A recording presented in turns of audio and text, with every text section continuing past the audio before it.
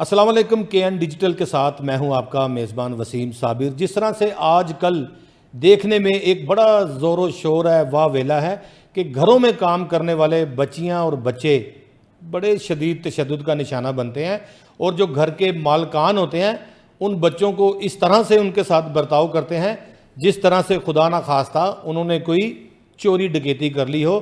इस तरह से उन पर तशद्दुद किया जाता है कि इस तरह CCD वाले भी तशद्दुद नहीं करते, इस तरह से CIA वाले भी तशद्दुद नहीं करते, इस तरह से थाने वाले भी तशद्दुद नहीं करते।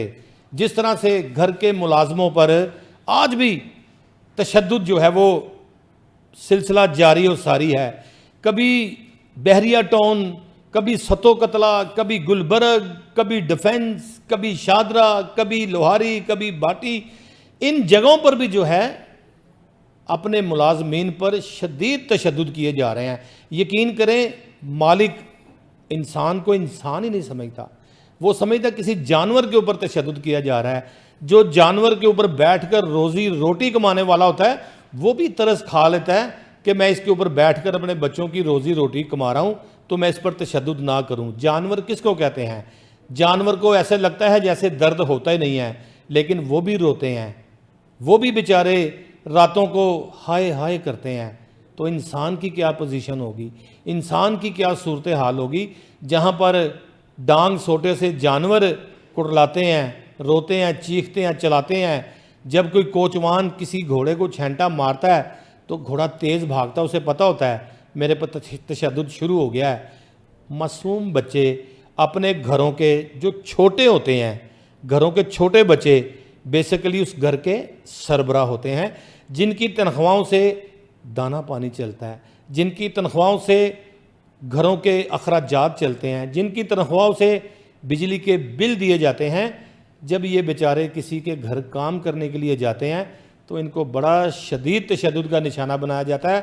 मैं दिखा नहीं सकता किस तरह से लड़की के जिस्म के ऊपर निशानात मौजूद हैं और किसी डंडे के साथ नहीं, अल्लाह की कसम मेरे मुंह से हाय निकल गई जब लड़की ने मुझे बताया कि स्टील का डंडा रखा हुआ है मैडम ने, और मैडम ज़रा कोई गलत काम हो जाए तो डंडा है, बच्ची की कमर है। शदीद तशद्दुद का निशाना बनाया जाता है। ईमान फातिमा मेरे साथ मौजूद हैं जिसकी उम्र सिर्फ 14 साल है। 14 साल की उम्र में बच्चे बच्चियां अपने घरों में होती हैं या स्कूल से सीधा घर, घर से ट्यूशन से फारिग होकर फिर मम्मा पापा के पास। लेकिन हाय नी गुर्बत, क्या बताऊं, कहाँ जाएं वो लोग जो गुर्बत के अंदर दलदल में समझ लें कि फंसे हुए हैं, घुटने घुटने गुर्बत उनके ऊपर छाई हुई है। मैं समझता हूं कि ऐसे जो गरीब लोग होते हैं उनकी दादरसी करनी चाहिए, उन्हें प्यार मोहब्बत खलूस के साथ पेश आना चाहिए उनके साथ। तो ईमान फातिमा जिसकी उम्र 14 साल है, ज़िला शेखुपुरा और काला शाह काकू की रहायशी है। होता क्या है, सतो कतला के इलाका में कोठी के अंदर काम पे लग जाती है और 5 महीने से काम कर रही है। और जिस कोठी के अंदर काम करती हैं उन कोठी वालों के 3 बच्चे हैं, अब्दुर्रहमान, रेयान और अयान, जिसमें से अगर देखा जाए तो अब्दुर्रहमान जो है ज़ेनी मजूर है, अब नॉर्मल है। उनको नहीं पता होता, चाहे वो माँ है, चाहे वो बाप है, चाहे नुकरानी है, चाहे हमसाई है, चाहे कोई खाला है, चाहे कोई भी है, जो अब नॉर्मल बच्चा होता है वो उसके साथ हाथापाई भी करता है। तो इसी तरह से ईमान फातिमा के साथ जो है वो बच्चा हाथापाई भी करता था। ये भी बच्ची है, ये भी गुस्सा करती थी कि ये मेरे गले क्यों पड़ता है, मुझे क्यों नाखून मारता है, तो ये भी उसको डांट डपट कर देती थी। होता क्या था, जब ये डांट डपट करती थी तो जो मालकिन है अब्दुर्रहमान, रेयान और अयान की वालदा, हमारे लिए काबिल इज़्ज़त, काबिल एहतराम, हमारे लिए हमारी बहन, हमारे लिए हमारी माँ, क्योंकि घरेलू खातून, न जाने इनके दरमियान कैसे मामला सामने आए। मैं कोशिश करूँगा मैं उनसे भी बात करूँ। अलबत्ता बच्ची मेरे साथ यहाँ पर अमान फातिमा मौजूद हैं। उनका कहना है कि जब मैं अब्दुर्रहमान को डांटती थी तो फिर समझ लो कि मेरा 14 दिन का रिमांड आ जाता सी, फिर मुझे तशद्दुद का निशाना बनाया जाता था। ईमान फातिमा की जानिब चलते हैं, मज़ीद स्टोरी इनसे भी पूछते हैं। बेटा अस्सलाम वालेकुम, वालेकुम अस्सलाम। क्या हाल है आपका? ठीक हूँ बहुत सारे निशान पड़े हुए हैं, जी। डंडे मारे हैं। जी बहुत ज़्यादा। सारी बात बताओ मुझे, क्या हुआ था? मैं आपका भाई हूँ, आपका मुहाफिज हूँ, जी अदारे आपके साथ हैं, वज़ीर आला पंजाब आपके साथ हैं, आर्मी चीफ आपके साथ हैं, लाहौर के पुलिस अफसरान आपके साथ हैं। अगर किसी ने भी आपके साथ जुल्म किया है तो उसका ठिकाना हवालात होगा, उसका ठिकाना जेल होगा। मेरी बहन मुझे बताओ सारा मामला क्या हुआ है? मैं जब वहाँ पे शुरू में गई थी तब वो मेरे साथ अच्छी थी। ठीक है। उसके बाद मैंने अपनी छुट्टी पे आई तो मैंने अपनी मम्मा से कहा कि मम्मा मैंने खुद ही कहा कि मैंने जाना है। कितनी छुट्टी पे आई थी तुम? मैं 2 दिन की छुट्टी पे आई थी। 2 दिन की छुट्टी काला शाह काकू गुजारी, जी फिर उसके बाद मामा से आपने कहा कि मैंने दोबारा जाना बाजी के है। पास जाना है। हाँ जी। ठीक है, फिर? उसके बाद जब मैं आई तो 1 महीना मैं उसके पास सही रही, मगर फिर भी वो गालियाँ देती थी, डांटती थी, और गालियाँ भी कोई आम गालियाँ नहीं, बहुत ही गंदी गालियाँ देती थी। ठीक है, वजह? तो जब आई मीन के मैंने जब बच्चे से थोड़ी सी आई मीन के ऐसे आंखें उसको दिखानी है तो अब्दुल रहमान को? जी बेटा अब्दुल रहमान को तो किसी चीज़ का नहीं पता, आप उसके लिए नौकरानी हैं या आप उसकी खाला हैं या उसकी आप बहन हैं, वो आप बता रही हैं कि वो उसका दिमागी तवाज़ुन भी दुरुस्त नहीं है, ऐसे ही है? जी तो जब आपके वो गले पड़ता था, नाखून मारता था चेहरे पे, जी तो फिर आप उसको आंखें दिखाती थी, आप उसको जी मैं डराती उसको थी? मारती नहीं थी, डांटती नहीं थी, सिर्फ डराती आंखें, हाँ जी, बस आंखें दिखाती थी। फिर उसकी मम्मा जो थी कैमरे में चेक करके मुझे बहुत ज़्यादा मारती थी। अच्छा, पहले दिन क्या हुआ जब मार पड़ी? पहले दिन तो कुछ ऐसा हुआ कि वो बच्चे ने स्कूल जाना था, ठीक है। तो मुझे इसने और काम दिए हुए थे, ठीक है। तो मैंने उसका यूनिफॉर्म इस्त्री नहीं था किया, भूल गई थी मैं, और काम कर रही थी। ठीक है। तो ये कमरे से उठ के आई है, आके इसने मुझे कहा कि ईमान उसका यूनिफॉर्म नहीं इस्त्री किया। मैंने कहा नहीं बाजी, मैं और काम कर रही थी। तो इससे मेरे मुंह पे 2-3 थप्पड़ मारे हैं। अच्छा, ये कितने दिन पहले की बात है? ये तो 2-3 महीने पहले की बात अच्छा, है। 2-3 थप्पड़ मार दिए, फिर? जी फिर उसके बाद मैंने उसके घर पे, ये तो उसकी मम्मा के घर हुआ था। अच्छा, फिर? तो फिर हम जब घर में आए हैं, घर पे काम वाली उसके घर नहीं थी आती, और उसने मुझे सिर्फ बच्चों के लिए रखा था। ठीक है। और करवाती मुझसे सारा घर का काम था, और कहीं पे भी कचरा जब होता। जब आपकी मम्मा को कहा गया था कि ईमान फातिमा को भिजवा दें, आपकी 17 के 18,000 रुपये तनख्वाह लगाई थी, ऐसे ही है? जी जब आपकी मम्मा को कहा गया था आपके बारे में ईमान फातिमा को काम पे लगवा दें, जी उस वक्त क्या डिसाइड हुआ था? बच्चे संभालने हैं, कपड़े धोने हैं, बर्तन नहीं, साफ करने हैं, कुछ भी या नहीं। सिर्फ बच्चों की देखभाल थी? सिर्फ बच्चों की देखभाल। ठीक है, फिर? और वो काम मुझसे करवाती थी, कपड़े इस्त्री करना, और कपड़े भी कोई कम कपड़े नहीं थे होते, अच्छा। पूरे आई मीन के पूरी अलमारी के कपड़े होते थे, अलमारियां सेट करना, 20 और सूट, 30 सूट, 40 इससे भी सूट ज़्यादा। इस्त्री करने के बावजूद उनको तय लगाना, अलमारियों में रखना। अगर सही नहीं इस्त्री हुए तो उस पर भी मारती थी, हाथों पे सोटे मारती थी। अच्छा, फिर क्या हुआ? फिर उसके बाद घर की सारी सफाई करवाती थी। ठीक है। अगर कहीं पे थोड़ा सा कचरा भी होता था, निशान रह जाता था, तो उस पर भी बहुत ज़्यादा मारती थी। नाजरीन, छोटी बच्ची को जब तशद्दुद का निशाना बनाएंगे तो वो बेचारी इसी तरह रोएगी। वो देख लें, वो मेरे सेट के ऊपर ज़ारो कतार रो रही है। जब इंसान को अपने जुल्म याद आते हैं कि मेरे ऊपर जुल्म हुए हैं, तो इसी तरह से आंखों से अश्क बहते हैं। जब मालूम होता है कि मेरे साथ ये रवैया इस्तेमाल किया गया है, वो चाहे कोई भी हो, तो ऐसे आंसू निकलते हैं। उसकी सिसकियों की आवाज़ें मेरी और मेरे नाजरीन का दिल चीर रही है, मेरे दिल के टुकड़े कर रही है। जो इस बच्ची को देख रहे हैं, इसके रोने की आवाज़ें मैं समझता हूँ कि उनको न जाने कहाँ ले जाती होंगी। ये सिर्फ अकेली नहीं है ईमान फातिमा, ऐसी बहुत सारी ईमान फातिमा पूरे पाकिस्तान में, पूरे वर्ल्ड में काम कर रही हैं, जो इसी तरह से वालिदैन को नहीं बताती, ज़ारो कतार रोती हैं, घर से काम करने के लिए जाती हैं गुर्बत मिटाने के लिए, लेकिन होता क्या है? हा हा, बेटा ना रो, मेरा दिल फट जाएगा, ना रो, ना रो मेरा बेटा, मेरा दिल चीर जाएगा तेरा ये जुल्म देखकर। तेरे ऊपर जो जुल्म हुआ है, इसकी दास्तान लिखी जाएगी, और जिसने ये जुल्म किया है उसको इबरतनाक सजा देगा, कानून उसको सजा देगा। लेकिन अगर देखा जाए तो आज भी बहुत सारे ऐसे लोग मौजूद हैं जो कानून का बोलबाला करने के लिए दफातरों में बैठे हुए हैं। कोई बात नहीं, इस बच्ची के हवाले से फिर मैं बताऊं कि जब ये ऐसी बच्चियां किसी के घरों में काम करती हैं ना, इनके ऊपर फिर चोरी के इल्ज़ाम भी लगते हैं। अच्छा सब्र करो, कोई बात नहीं। मैंने कहा मैं आपका भाई बैठा हूँ इधर, आपको परेशान होने की ज़रूरत नहीं है। फिर क्या हुआ, 5 महीने वहाँ काम किया। याद आ रही है ना कैसे कैसे मार पड़ती थी? जी याद आ रही है ना कैसे कैसे डंडे तोड़े जाते थे तुम पे? जी अपना जिस्म देख के डर गई हो ना कि ये ईमान फातिमा का जिस्म इतना नीला हुआ पड़ा है, इतना तशद्दुद किया। ये घरों में काम करने वाली जो बच्चियां होती हैं अपने घरों में नहीं बताती, उनको पता होता है घर में काम करने वाला कोई नहीं है। ये अपनी गुर्बत मिटाने के लिए 15 से 20 हज़ार की खातिर बेचारी वहां अपने घर से बेघर दूर रहती भी हैं, तशद्दुद भी बर्दाश्त करती हैं, गालम गलोच भी बर्दाश्त करती हैं। जिस तरह से ईमान फातिमा ने बताया, आए रोज़ थप्पड़ मामूल की बात थी, आए रोज़ डंडे डुंडे अमान लगना वो एक अलग बात थी। तुम्हारी आंखें मुझे बता रही हैं कि बड़ा जुल्म बर्दाश्त किया तुमने, तुम्हारी सिसकियां मुझे बता रही हैं कि बहुत तशद्दुद बर्दाश्त किया है। फिर क्या हुआ, हौसला करके मुझे बताओ। मार पड़ती थी?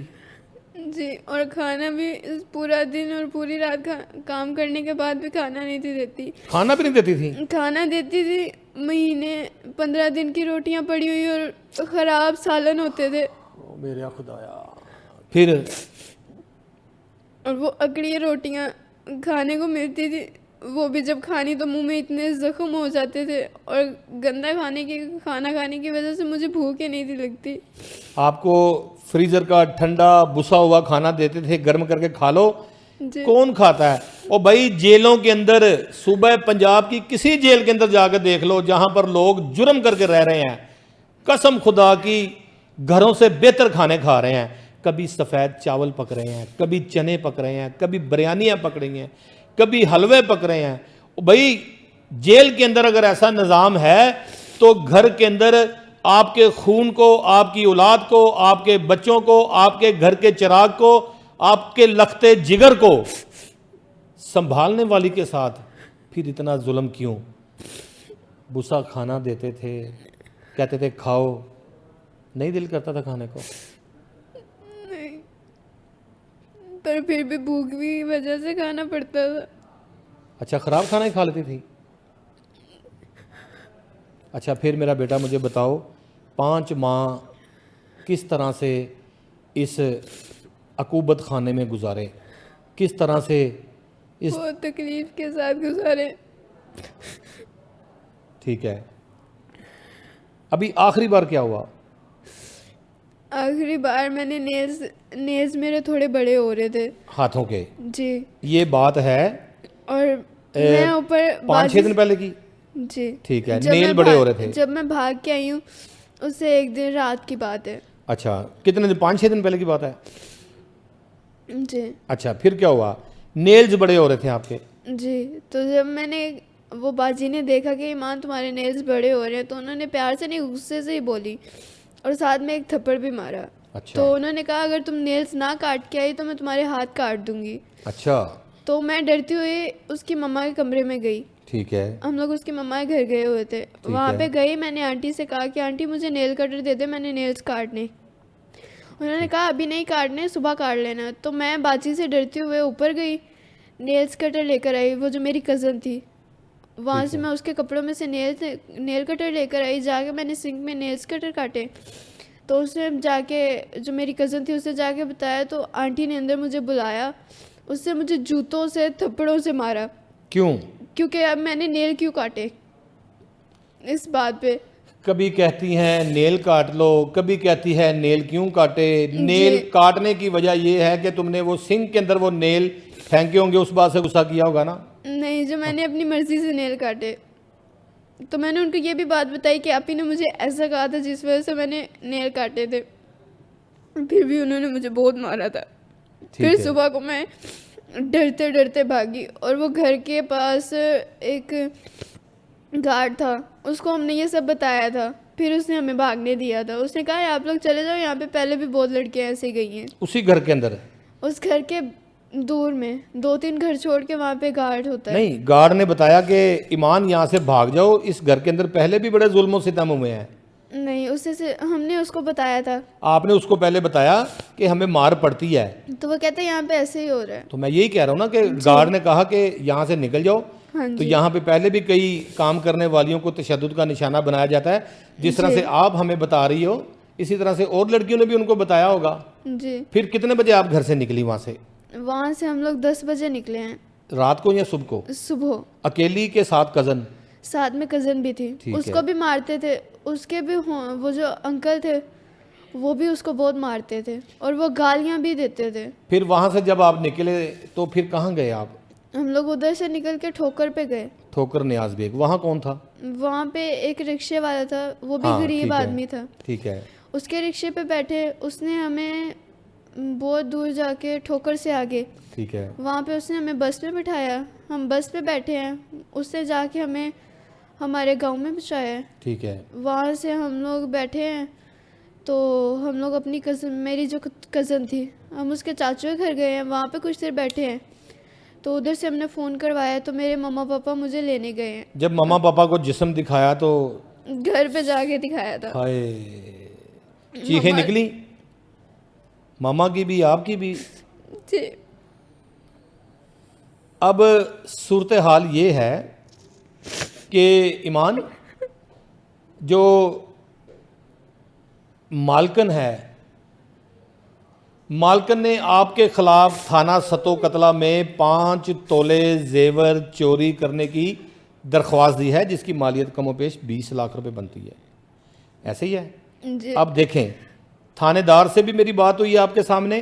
थानेदार ने कहा जी 5 तोले जेवर चोरी की एप्लीकेशन आई है। माजरत के साथ नाजरीन, मैं समझता हूं कि जब घरों में काम करने वाले लड़के लड़कियां बुजुर्ग, कोई भी मेट जिसको कहा जाता है, जब वो काम छोड़ के जाने लगते हैं या वो बर्दाश्त से बाहर हो जाते हैं, तो फिर होता क्या है, उनके ऊपर झूठी दरख्वास्तें देकर FIR दर्ज करवाई जाती हैं।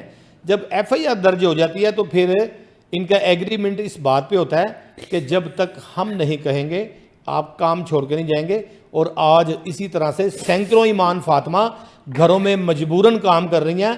पहले 20,000, उसके बाद अब घर वालों की मर्जी है 15,000 दें, 10,000 दें, क्योंकि उनको डरा दिया है कि कानून आपको गिरफ्त में ले लेगा और आपको जेल भेज देगा। इस डर के ऊपर कि ईमान फातिमा और ईमान फातिमा जैसी सैकड़ों बच्चियां जो हैं वो घरों में मजबूरन काम कर रही हैं। फिर क्या हुआ उसके बाद? आप रोई जा रही हैं, रोई जा रही हैं। मुझे नज़र आ रहा है कि आपके साथ बड़ा जुल्म हुआ है। आपकी आंखें और आपके आंसू बता रहे हैं कि आप कानून से मदद मांग रहे हैं, कानून को चीख चीख कर पुकार रहे हैं।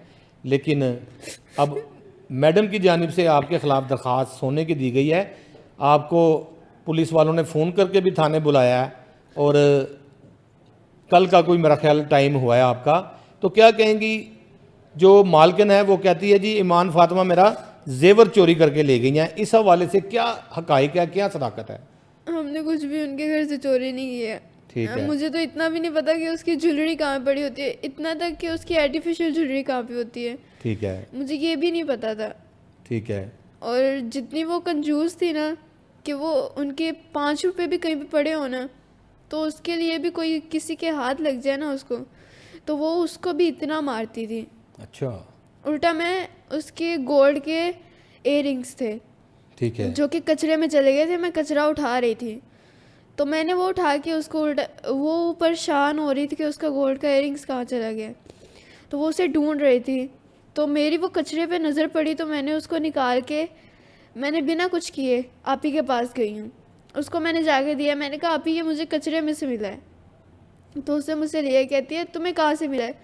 तो उस बात पे भी ये मुझे मारने लग गई कि ये तुमने चोरी की है। हाय मेरा रब्बा, मैं पहले ये कहने लगा था कि उसने अगर मिलता ना मिलता, उसने चोर आपको साबित करना था। उसने कहा होगा कि मैंने शोर मचा दिया और आपने मुझे मेरा रिंग लो वापस ला के दे दिया है। तो आपने तो मदद की उसकी कि उसकी चीज़ गुम हुई थी और जी। आपने उसके हवाले की है। जी अगर इसने देखें चोरी करनी होती, जिस तरह से आप चोरी का इल्ज़ाम लगा रही हैं मोहतरमा, तो बच्ची बता रही है कि जो रिंग गुम हुई थी वो तलाश करके आपके हवाले ना करती, लिहाजा बच्ची के साथ बड़ा जुल्म हुआ है और तशद्दुद का निशाना भी इसको बनाया गया है और पुलिस के अंदर दरख्वास्त भी जो है वो उसी मालकन की जानिब से दे दी गई है। थानेदार से मेरी जब बात हुई थी, उनका कहना था कि एप्लीकेशन आई है, लेकिन कानून के मुताबिक मेरिट पर फैसला किया जाएगा, कार्रवाई अमल में लाई जाएगी। आइंदा प्रोग्राम के लिए अपने मेज़बान वसीम साबिर को इजाज़त दीजिए। इंशाल्लाह फिर आपसे एक नए टॉपिक पर मुलाकात होगी, बात होगी। अपना बहुत सारा ख्याल रखिए। खुदा हाफिज़।